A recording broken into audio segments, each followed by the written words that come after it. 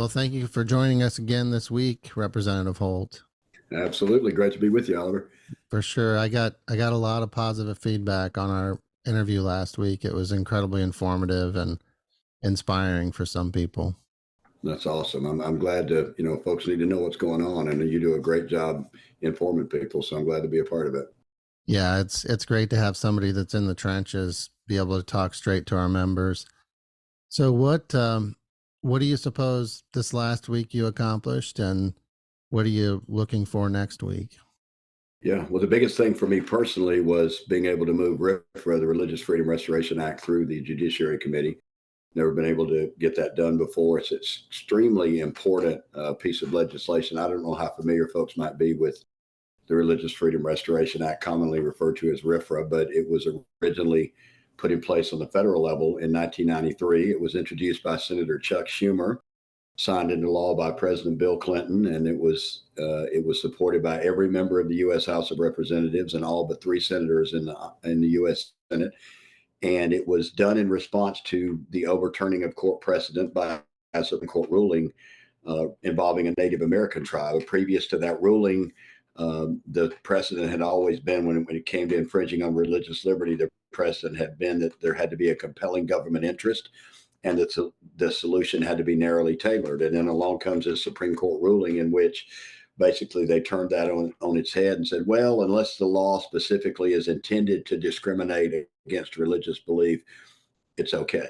And that was a precedent-setting court ruling. And as a result of that, federal RIFRA was put into law, and again initiated by Democrats in response to a Native American tribe that had been discriminated against religiously.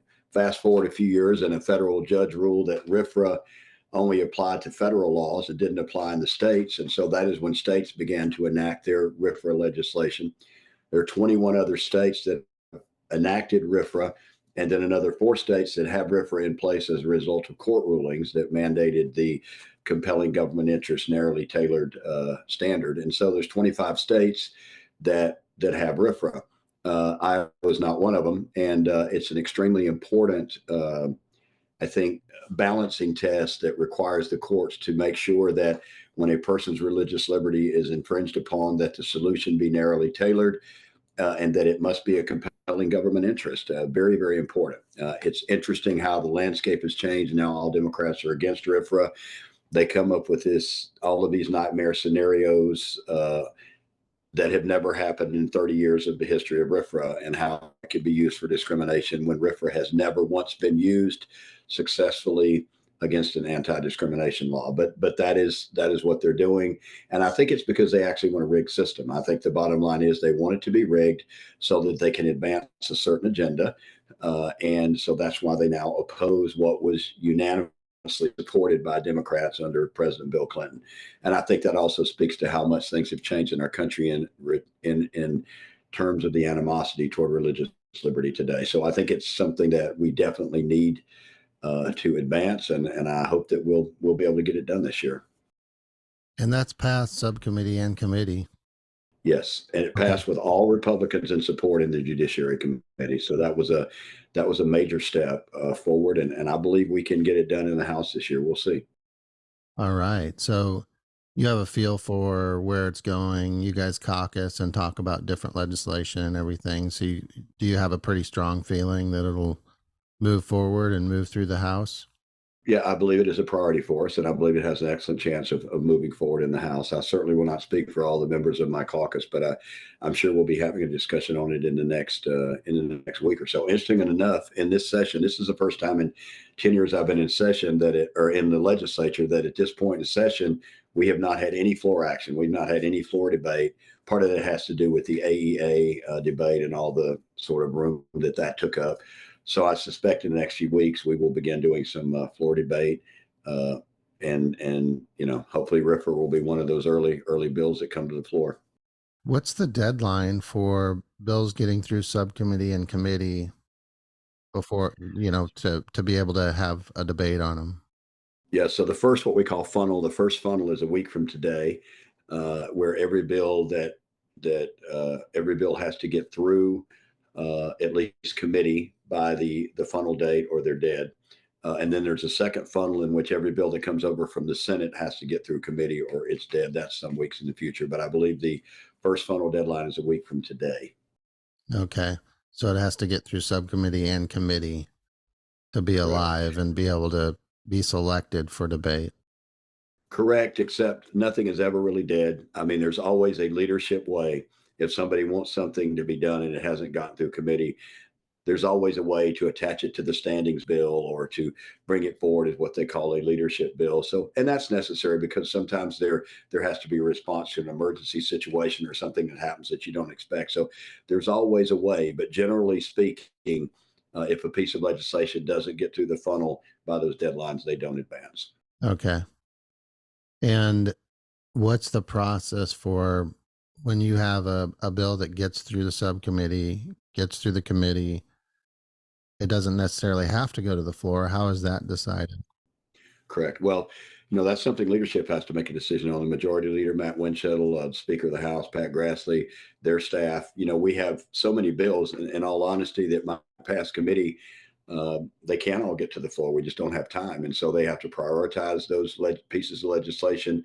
And some of them that might have support to get through committee don't have the support in the bigger caucus. And so it kind of all plays out. It all comes out in the wash, so to speak. And the ones that have the more support and are the bigger priorities are the ones that end up getting to the floor. But it's absolutely true. There are many bills that get through the committee process that ultimately don't get to the floor. And those are decisions that simply have to be made by the caucus and by leadership just because of the time factor. And how often does it happen that maybe one doesn't get to the floor this year, but maybe next year it picks up traction or is reintroduced? A lot, very often. Now we're in the second year of the General Assembly, so that actually means that bills from last year are still alive. They have to be reintroduced in committee in some cases, but they're still alive. Bills that didn't advance last year, uh, maybe they got through committee, but they didn't get to the floor. Those could still come to the floor. Then at the end of this General Assembly, which will be when this session ends, bills are all dead and we start over for the next General Assembly. So that's how it works. So those things that don't get through this year are dead. They would have to be totally reintroduced as a brand new piece of legislation in the newest General Assembly because there'll be new elected members. And so that's how that works. And if it's reintroduced as a brand new piece of legislation, yet it's already been through LSA, it doesn't have to go through LSA again, does it?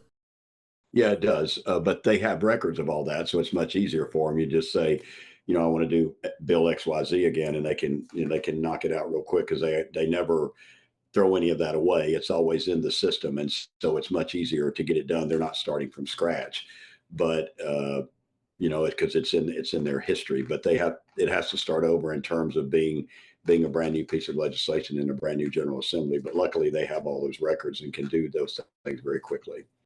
That's great. I appreciate the education. It's important for people to know that it's a process, and just Absolutely. because something's right and they know it's right and they know they want to get it done, that it can take some time, and it can take more effort than just maybe this one session. Yeah, and the other thing I would say to folks, even though government can be very frustrating in terms of sometimes how slow the wheels move, I think it was intended to be that way by the legislature or by the founding fathers. Because the fact is, you don't want constant upheaval and constant change. There needs to be a strong feeling that there needs to be a change, and I think that's kind of how the process is created. The subcommittee, the committee, all of the steps and hurdles that something has to go through before it becomes law can be very frustrating, but it also exposes unintended consequences. And I think we need to move slow sometimes. And so I think the process actually is very logical when you think about it from that perspective. Yes, for sure. Yeah, for sure. What other pieces of legislation that you were working on or that you think are important passed through this last week through subcommittee or committee? Can you speak on that a little bit? Sure. Well, there was no action this week on eminent domain, but we're working behind the scenes. That's a piece of legislation I advanced related to the CO2 pipeline issue. Everyone's familiar with that. Don't think that the pipeline meets the constitutional requirement for public use. And so, a piece of legislation I've introduced this year and working with other representatives, and I know I'll leave somebody out, but Cindy Golding and Charlie Thompson and Helena Hayes and others. Would first of all create legislative involvement if a certain percentage of House members or senators, I think it's like 20%, intervened, then it would halt the IUB's ability to grant eminent domain. The second portion, which I think is the most important portion, would create a declaratory judgment process in which a landowner believes that the eminent domain request is unconstitutional in its face because it doesn't meet the standard for public use. They could petition the court and look for and get a declaratory judgment from the court on the constitutionality of the eminent domain request. I think that's the most important part. And there's some really problematic issues related to the legislative involvement piece, most particularly the fact that, there are folks out there that are anti-fossil fuel and just 100% anti-eminent domain, and so the division one of the bill where the legislature just a 20% or whatever, the legislature could stop the eminent domain process, could create a scenario in which really needed essential projects such as oil pipelines that are essential for human survival, or natural gas pipelines or highways could be halted. So I think there's some really valid concerns about that particular section of the legislation. The unintended consequences, as I talked about, get exposed when you're going through the legislative process. So we're going to look at what we can do with that legislation. We've actually had some landowner groups that have requested that we strip Division 1 out that involves the legislature, because they believe that the declaratory judgment piece of it actually, has the potential to possibly become law and would be a huge victory for landowners. And it wouldn't be a bad thing for energy companies either, that could find out early on before they spent millions of dollars, whether the court deems it constitutional or not. So we're looking at what we can do on that, but that's a very, very important piece of legislation to try to step forward and protect our landowners, such an essential, fundamental American right of private property. So that's another big one that things have been going on behind the scenes. And that's been going on for a while. I think last year Yes. was a big, you guys actually, the House passed a bill, the Senate didn't take it up. And then I think a few of the landowner groups have really been pushing hard and doing events and talking about this in the public for a while now. Correct. There was actually an eminent domain rally yesterday at the Capitol in the afternoon, and actually stayed in Des Moines to be there and talk to the landowners. A lot of familiar faces, a lot of friends, and a lot of folks that are from my legislative district. So it continues to be a high priority. But, as I try to be as truthful with folks as I can, it is really an uphill battle to try to get any legislation done on this issue. But we're continuing to work on it. Well, it sounds like that's a pretty common sense bill and pretty well rounded. And I'm glad you're working on that. Is there are there any other bills? I know you worked on the wage bill, the guaranteed wage bill. That's been through committee, right? Subcommittee and committee. Oh yeah, the legislation I have that stops the guaranteed income programs where they hand folks $500 a month. There's some pilot programs going on where they're handing people $500 a month for 24 months to the tune of over $1 million in taxpayer money.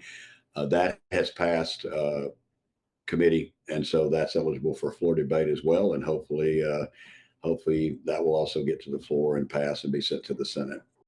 Exactly. Yeah, that's a good one. Yeah. How about HF 2389? And that's the governor's bill on, it's kind of the what is a woman bill. Yeah. A lot of people respond to that like, why in the world do we have to do this? Right. And I get it, but it's the world we live in today. Right is wrong, wrong is right. Everything's upside down. And we're in a dangerous time for our culture. I think we all know it. We know our country's in trouble. It's just truth. We're in trouble. And so many of the societal norms that make for an orderly society, make for an orderly culture, are being destroyed by the left.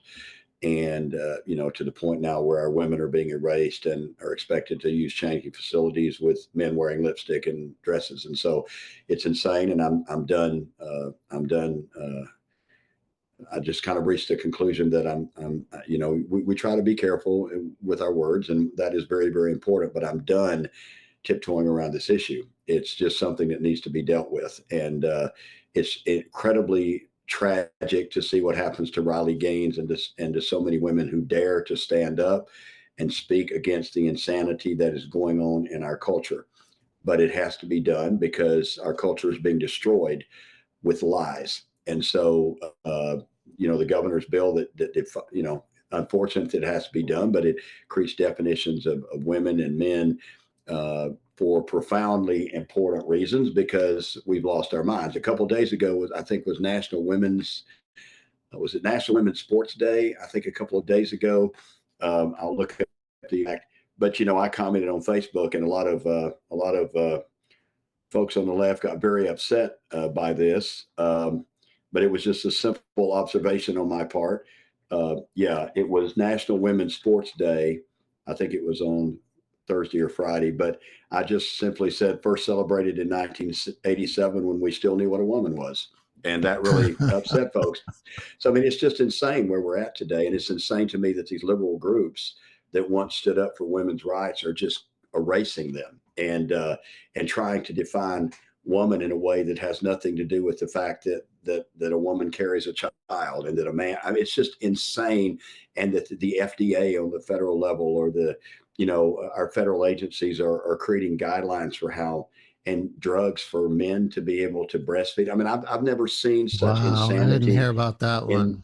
Oh yeah, there's drugs, and I mean, it's just the level of insanity, and they don't even care about safety anymore. I mean, that if it doesn't fit the agenda, it doesn't matter. I mean, the Food and Drug Administration, when I was running a bill last year to ban hormone therapy and gender reassignment surgeries for minors, if adults want to do that to their body, that's their business. But minors, you can't have informed consent.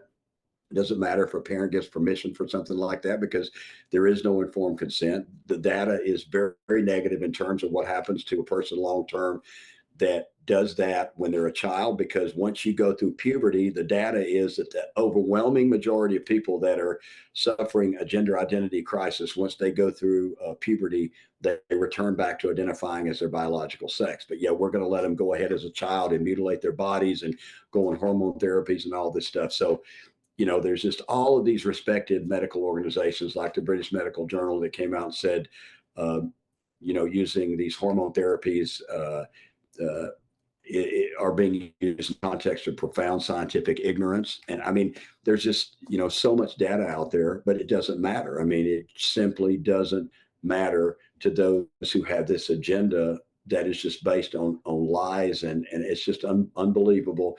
That's where we're at. But that's why the governor advanced the legislation. We passed it out of Education Committee. I think it was on yesterday. So, or it might have been the day before. I lose track. But anyway, we passed it out of the Education Committee this week. Yeah, and it's pretty common sense. I even spoke to an OB about the legislation. They thought it was very well worded and looked really good. Yeah. Also Yeah. spoke to them about the bill that we passed last year protecting kids from harmful cross-sex hormones and puberty blockers and surgeries. And this person even thought that 21, Mm. would be even a more realistic idea around that. Although it does at least put those safeguards in and those guardrails so they can get through puberty. Yeah, And like you exactly. said, 80-90% of them revert to their original gender. And we've had this. Well, Oh, go ahead. I was just going to say one of the things I bristle about a little bit when, all of a sudden adult is no longer 18 years of age. We're extending all this stuff to 22 and 25 and 20. And I get that, except from the fact that when I look back to when I was a child in the 1960s and how much more responsible a 16, 17, 18-year-old were compared to what they are today, this is because what society is doing. When I was in high school, Oliver, high school students drove the school buses in South Carolina. When I was Wow. when I was in elementary school in the 60s, high school students, my brother, who was in high school, drove the school bus. Think about that today. You can't even envision today that taking place because the maturity level is so different today between an 18-year-old in 2024 and an 18-year-old in the 1960s. And I think it's because how society is treating them and how many excuses we make and how much we lack personal accountability today. So that's one of the reasons I hit on 18. I understand there might be some valid medical arguments on brain development and all of that stuff, but I'm sorry, people at 18 years of age, when I was younger, were much more responsible and mature than they are today. And I think that's related to society and how we coddle people today. I think so too. I'm 100% with you. And this bill, at least, part of the challenge has been, I don't think in 2007 when they put gender identity as a protected class, they were going to. I don't think they anticipated this huge wave of this social contagion with social media and all this pressure, and then the lack of definition Yeah. of it. So, you mentioned, women going into the bathroom and there's a guy in there with lipstick and a dress. Well, a lot of times they don't have lipstick and a dress. It's just a Yeah, that's guy. true. That's It's very just a true. guy who says, Yeah. that day, here's who I am. And Hmm. there's nothing Yeah. that can be done about it. Well, 'Cause- gender fluidity, I yeah. mean, it could be one day this and one day that. It's the level of insanity is unbelievable. I think you're right. They probably couldn't have predicted what would happen, but I think you can predict a slippery slope. I mean, lots of folks throughout this process have said there's just going to be a slippery slope, but you can see now the beginnings of preparing folks in terms of pedophilia, in terms of it's okay to be attracted to young minor children because it. I mean, you're already seeing articles come out I've on seen this it. They've stuff. called it MAP, minor attracted person. They want to Yeah, change that to instead of and pedophile. and and that'll be the next thing they're selling. That is the slippery slope, and it seems like so many people that don't have a grounding in truth or don't have a grounding in faith will fall for whatever the flavor of the month is that comes down the road to destroy our society and culture, which comes back to, I mean, without those values in place, I don't think a nation like ours with a constitution like ours can survive. So that is why the fight is so important.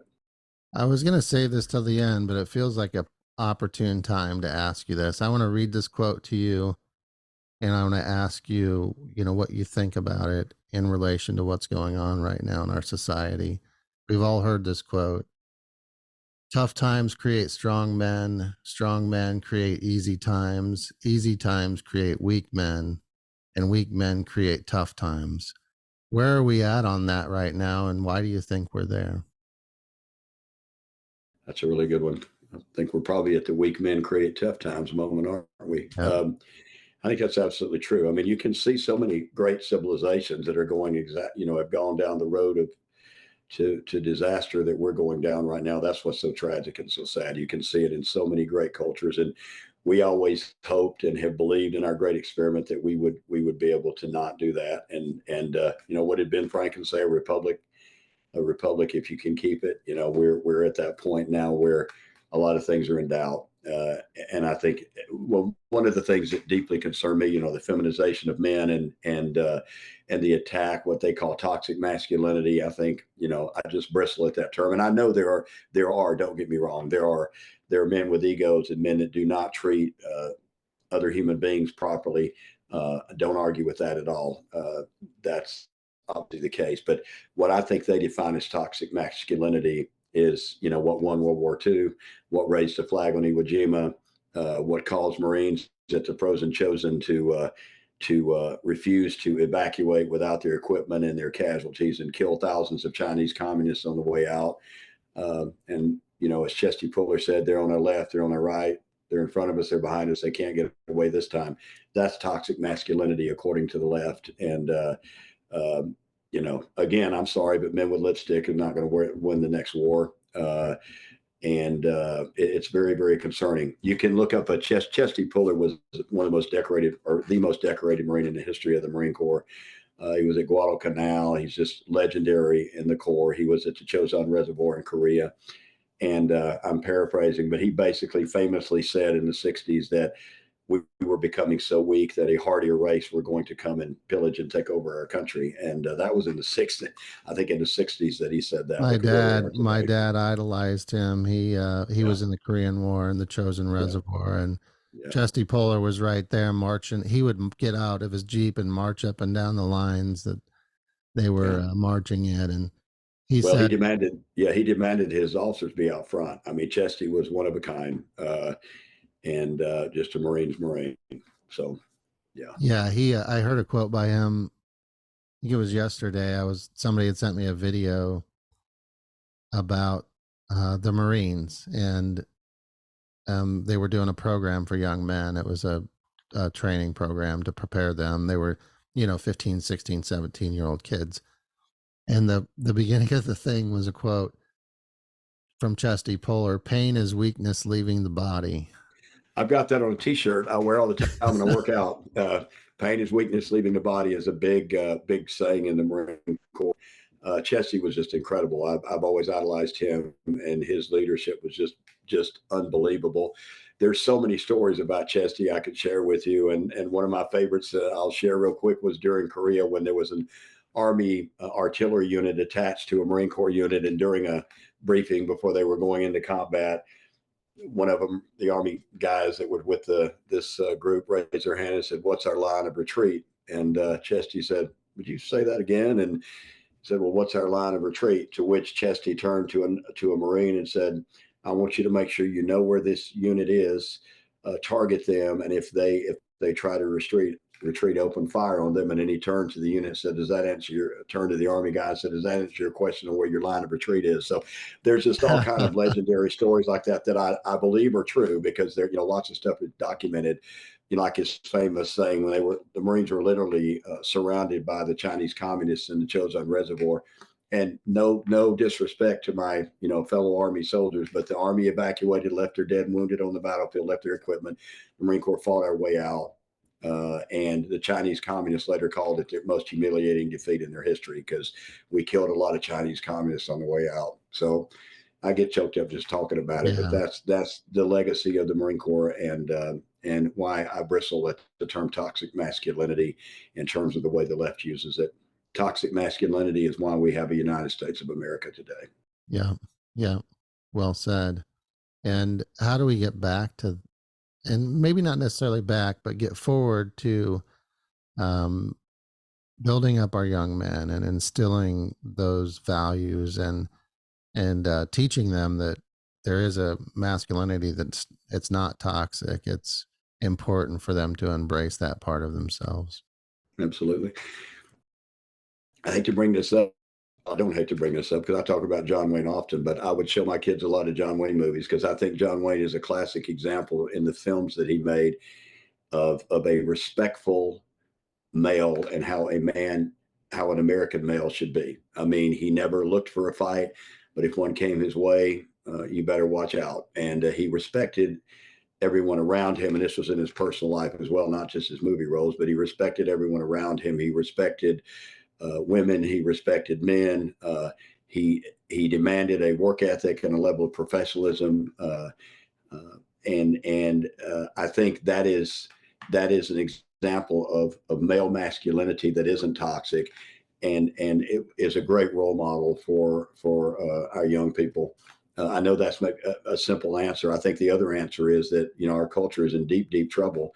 I think we have to pray on a daily basis for revival, because there aren't a lot of cultures, if any, that have gotten to the place we are and are able to reverse it. And so I think we have to realistically look at that, and all of us that see this truth do our best to raise our children with godly values. And that's the other thing. I think godly values are very important in teaching young men how to be men, and I think those values are extremely important as well. Yeah, I think so too. And I think there can't be enough people working on that. I stumbled on a Facebook group. I think it was Men on a Mission or something like that. And it's in the Black community, there's a guy and a group of dads that they're teaching their kids to change tires. They're doing all this man stuff with their kids, trying to Yes. teach them to you know, I mean, I had to change a tire the other day, and there was a young guy with me, and he didn't have a clue, and Yeah. Geico didn't show up, so I just figured it out, changed the tire, and we moved on. But it's interesting seeing that kids don't know how to use a screw gun or a hammer, or you know Yeah. do all those things. And so for dads, I thought that was a great group. I want to reach out to them and talk to them, but um, I think dads need to be more involved in teaching their kids to do those typically male things. And Remember teaching my kids to cut wood, and it's just so satisfying watching them swing an axe and then getting the hang of it and then being able to split wood for the campfire, you know? I actually think it's men who have failed our culture, not women. I think it's Yeah. men who have allowed this to happen. I think it's men who have failed our children and are absent in so many instances. Now, when I look around in our communities, I think I see so many more women volunteering than I do men today. And I get that men are busy. I mean, I'm not arguing that point. I know folks are busy, but I mean, I think the bottom line to me is that men have failed in their leadership responsibilities in a lot of cases in their families and in our culture and in our nation. So I think that's very sad. Do you see a path towards changing that or creating a positive change around that? Yeah. Well, I certainly would say I don't.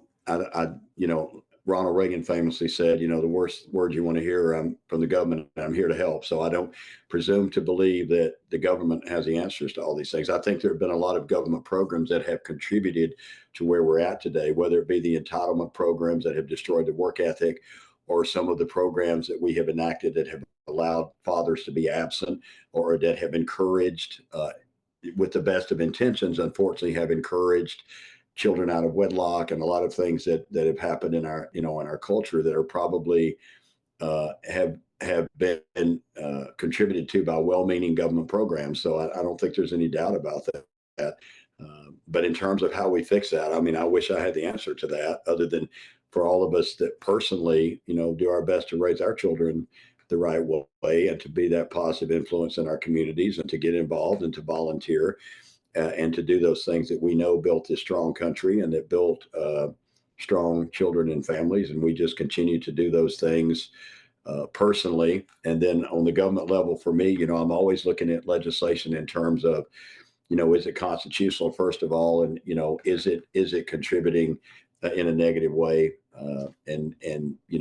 The other thing that I grapple with a lot, Oliver, is while I don't I don't want to increase government dependency, because I think that's part of our problem today is increasing government dependency. But yet at the same time, there are so many families today that are broken, and so many families today that are not providing for their children in the way that they should, and what is appropriate, not appropriate, as government is trying to respond to that. It's a fact that public schools today are being blamed for so many things that are not their fault. They're being blamed for things when in fact it is because our families have fallen apart and our families are failing. And now the schools are responsible for so many things that they should not be responsible for. And they were not responsible for back when I was in school in the 1960s. And so the schools just get beat up all the time. And I think we have to recognize, and that's what I was talking about. And I said, I argue with myself a lot about should we do this program or not? You look at the reality on the ground. Uh, Sometimes the answer is, how can you not do that when you look at what is happening in our society? Yeah, for sure. And I didn't mean to turn this into a man talk, but it's been on Yeah. my mind a lot. I'm at the Capitol a lot and I testify at some of these subcommittee hearing meetings, and it's mostly women and then me.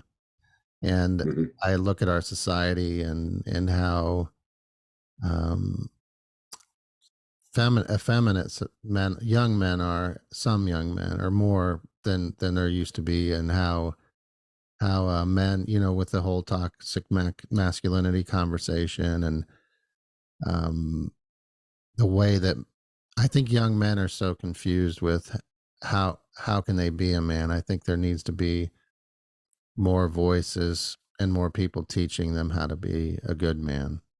Yeah. Well, and how culture, the messages they're getting from culture, pop culture, the messages they're getting from the mainstream media and from TikTok and all these things that they're on, do not encourage the traditional view of manhood that you and I might have. But I think what is being advanced to them is something very, very different. And so that's the situation we're in. And we are moving some bills related to social media, requirements for parents. I should have talked about that earlier. Requirements for parents to have to sign on before children under 18 can use social media. I think that is a very valid discussion we need to have, and a very valid point, because kids are getting, I mean, numerous experts are saying social media is destroying our kids. It's in contributing to mental illness, it's contributing to higher suicide rates, it's contributing to just their unrealistic view of the world.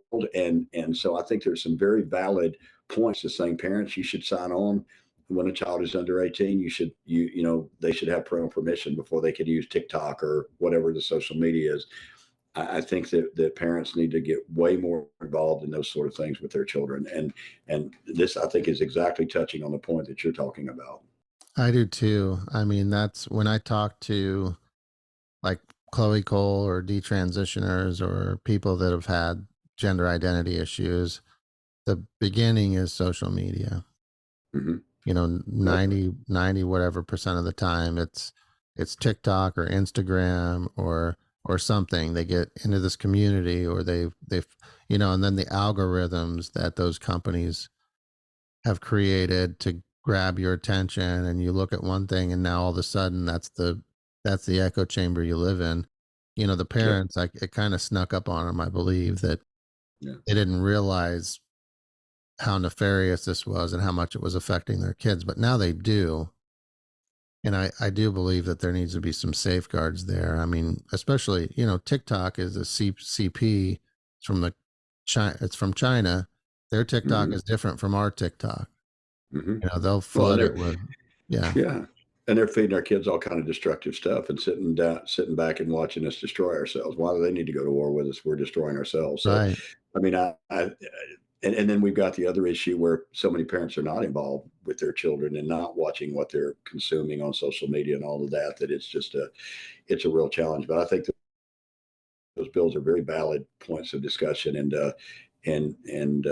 we're looking at them hard and trying to advance them. Of course, all the social media companies are opposed to it naturally. So, Right. uh, but there are a number of states moving in this direction. I think it's very important that we do. Is there any other legislation around social media besides that one that you can think of? Yeah, well, there was a piece of legislation where there's a filter on a phone that can automatically or that can be set to be it like a filter against pornography, those sorts of things. There was a bill that Senator Sandy Salmon, who was a state representative at the time, had some years ago that would mandate that the phones be set with that filter on. And then whoever got the phone, could obviously turn the filter off. Right now, it's manufactured in a way where the filter's off, and you have to turn it on. So Senator Salmon's legislation was that it would have to be turned on, and then the person would have to turn it off. That was she thought, an important safeguard for children, as an example. Unfortunately, the companies claim that manufacture the phone claims, well, that's not how they're made. That we can't do it that way because we'd have to change them all over the world, et cetera. But there is a piece of legislation moving that would create some voluntary uh, uh, programs if parents wanted to go through them or wanted to take part in them, that would sort of alert them to the dangers of social media and things of that kind. Since we can't do the filter portion, so there's that bill, and there's the bill running related to the requiring parental consent for children under 18 to use social media. So there are, like I said, those at least those two pieces of legislation that are advancing. Yeah, no, that makes sense. I had talked to Sandy about that last session. I think she actually introduced it again into the Senate, but Yeah, I don't think it made it to the floor. yeah. Utah has it, and there are several states that have it. I think it was set up in a way when a certain number of states, I don't remember if it was 20 or what, but when it hit a certain threshold, something else would take place. I can't remember the details anymore, but I think it was a very, very worthy effort to try to, protect our children. And I'm glad to hear she introduced it again. But we're moving something similar in the House right now. That's great. Yeah. And another issue is the attention span, because those apps are on continuous scroll, so they're bombarded with that. It's really like a drug. I mean, they get this serotonin release, and it's like a drug addict, sitting on their phone, getting that drug introduced into their brain and their system. And I'm And just then sitting here thinking about it's adults too, Oliver. I mean, everywhere you go, it's it, adults too. I mean, that's true. adults are, I mean, it's just like that all the time. And we all rely on it now. I mean, I don't know how we could be in the legislature without them anymore, because we get texts, we're going to caucus, we get whatever. So I mean, they're obviously an important part of our life, and it can be a very positive thing. But for children, I mean, this is why our education scores are falling. Why teachers are having such a struggle trying to teach kids today because of their attention span and all the things you just mentioned about how those phones are impacting their brain development. Very, very damaging. And we've got to come to grips with that. Yeah, definitely. Definitely. So what else is on your radar and anything else we should be looking for? Well, I don't know if we talked about AEA yet, but I actually did another interview this morning. So I'm trying to remember what things I've talked We did about with talk you. about AEA last week. Yeah, Um, yeah. where is that? How has Um, that progressed Yeah. this week? So, I mean, discussions are continuing. The governor is going out. In fact, the governor is going to be in Denison today talking to school superintendents, and I hope to be there. So the discussions are continuing on AEA and what we can do. As I said last week, we just received so much conflicting information that we've got to be listening to the boots on the ground, and we're continuing to do that. But those AEA discussions are continuing. I don't know how that's going to play out. Uh, the governor's original legislation and amended legislation are not going to move through, but she's absolutely right that changes definitely need to be made. And some of the proposals she has, I think, are very, very good ones. And so we're going to continue to listen to the boots on the ground. And also, a lot of our school superintendents are also telling us, yes, changes need to be made. And they like some of the aspects of what the governor has proposed. So we're continuing to have those discussions. We'll see where they go. So that's where the system's working. You know, the Yep. legislation was submitted. You guys liked some of it, didn't like some of it. Superintendents liked some of it, didn't like some of it, and parents as well. So now it's going back through that process of trying to streamline it so it works better for everybody.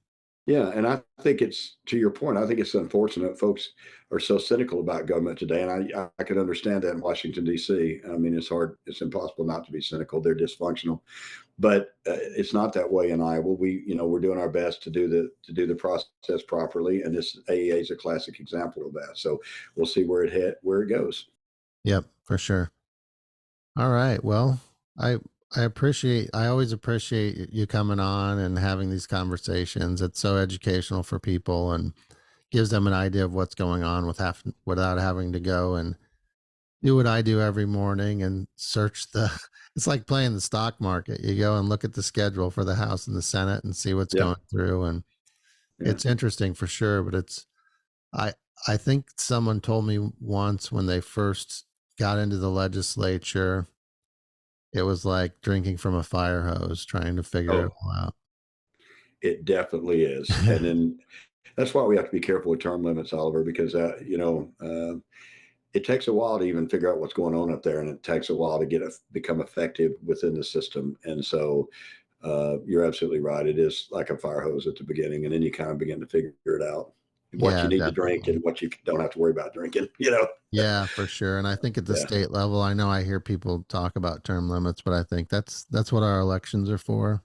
yeah. You And know, if if you look some at, yeah, if you look at the data, we have a massive turnover anyway. In fact, I saw an article recently about just how much turnover there is in the state compared to the federal level. And again, we get, there's term limits every 2 years. Folks can vote us in or vote us out every two yeah. years for us and 4 years for the Senate. So How long have you been in? I'm in my 10th year right now. Oh, And okay. so I'd be running for my sixth term, which would be my 11th and 12th year. And it Okay. took me at least, I'd say, 2 years minimum before I really began to understand what was going on, and probably 4 years to become, really, really effective. So it takes some time. And how do you maintain that balance? Are you retired or do you have another job Well, when I besides? first started the legislature, I was a small business owner. And then we sold our small business I think I was 2 years or 3 years in. We sold our small business. And so, of course, I'm a retired Marine and retired small business owner now. In my family, and the legislature is what I do now. I think it would be very, very difficult. That's one of the things you have to struggle with.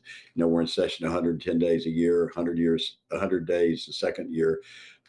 It's very hard for folks who are younger and who have full-time jobs uh, to do it, particularly on the pay.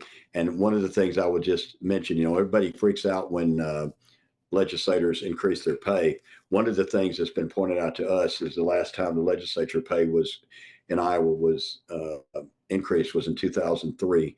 So we make $25,000 a year. In order for dollars in 2024 to be what they were in 2003, we actually should be making $38,000 a year. And one of the things that's been pointed out, if something isn't done about that soon, young people are not going to be able to run for office. The only people that will be able to afford to be an elected representative in Iowa will be wealthy people or retired people. And I don't think that's what we want the legislature to be made up of. So even though people will get upset about legislators raising their pay, think about that. It's been 21 years since the legislature's had a pay increase, and it's really canceling out the ability of maybe of a lot of young, talented people, Democrats and Republicans, from being able to run for office. So that's something I think we have to have a serious conversation about. And people need to think about in terms of how that can affect the makeup of the legislature. Oh yeah, yeah, for sure. I thought that the minute I learned about the wage and what you guys make and how much work you put in, I Yeah, immediately yeah, thought that there needed to be some changes. I mean, we have young guys that are trying to work a full-time job, or they own yeah, a small business. They're working full time during the session, and then they're working almost full time out of session because they're meeting with their constituents. They're going to all their meetings. They're working on things that for the next session, yeah, and some more than others, depending on their district. But and then yeah. if you're if you only have 2 years, at least that second year, you're campaigning that full year too. That's right. So I don't People know don't how. realize how much time it takes. A massive amount of time to do this job right. I mean, just the volume of emails we receive, the number of meetings we have to go to if you're going to do this right and listen to your constituents and listen to groups. When you're not in session, it may not be what I'd call a full-time job, but when you're not in session, if you're doing it right, you're spending a number of hours every day answering your emails and going to meetings, in addition to having to, to run for reelection. And I can tell you, I will not mention any names, but there's one very talented young Republican legislator that's not running again because he has a young family and he can't afford it. And there's several others that are younger that are contemplating how many more times they're going to run. It's a very serious issue, and I think it's something folks, beyond just the rhetoric of, politicians, giving themselves a pay raise. No, well, who else is, there's nobody else to address the issue. We have to address it ourselves, right? And it's not about me because I'm retired and it's not an issue for me, but it's an issue for some very talented young people who could, Democrat and Republican, that they could be serving. And people don't need to get us mixed up with Washington, D.C., that or California, where they're full-time legislators and they make massive amounts of money and become millionaires. That's not Iowa. We make $25,000 a year doing this job, and it makes it very difficult for some young people to be able to do it. So it's just something I throw out there for people to Yeah, think about. yeah. I don't I think, hope to see. I yeah, hope to see some changes around that. As yeah, I as I've yeah, as I've gotten to know more and more representatives and senators, I saw that as a problem, and I always have that as a talking point when I talk to people that don't really understand how good our legislators are in Iowa and how the big difference between local and the national government, yeah. and then And how little Oliver, they make. yeah, it's kind of a toxic issue, Oliver. How do you even talk about it? Because people think, well, you're just, you want to give yourself a pay raise. So it's so difficult to even have a discussion with folks to get them to understand that you're really talking about severely impacting the quality of your legislature. And 10 years from now, if something's not done, you're going to have nothing but retired wealthy people serving in your legislature. And that's not the road we want to go down. So Yeah, it's not something to think representative of about the anyway. public. Yeah, for Yeah, sure. exactly. Yep. Yeah, for sure. All right. Well, I appreciate you. Thank you. Thank you so much for joining us and updating us. And um, I subscribe to your newsletter. You have a good newsletter. Maybe I'll put that in a link in the description if That would people be want to great. hear from Thank you. you. Yep. That'd be Yeah, that would be outstanding. Thank great. you. Yeah. Yeah, and you have a podcast too, Freedom Watch. How often do you do that? I would love to do it more often, but when I get so busy in the legislature, Yeah. sometimes it's more like once a month or once every 2 weeks. I used to try to do it every week, but my schedule just doesn't allow me to do that. So this is actually very helpful Oh, because okay, great. at least I can post this on my on my page, and we're able to do this. But again, I try to do it at least every few weeks. I'll put it that way. And then you post it to your Facebook page. Yes, sir. Okay, I'll put a link to that too as well. Yep. So, Yep. Yeah, thank you so much, and Thank you. have a blessed day, and we'll see you next week. Sounds great, sir. Thank you.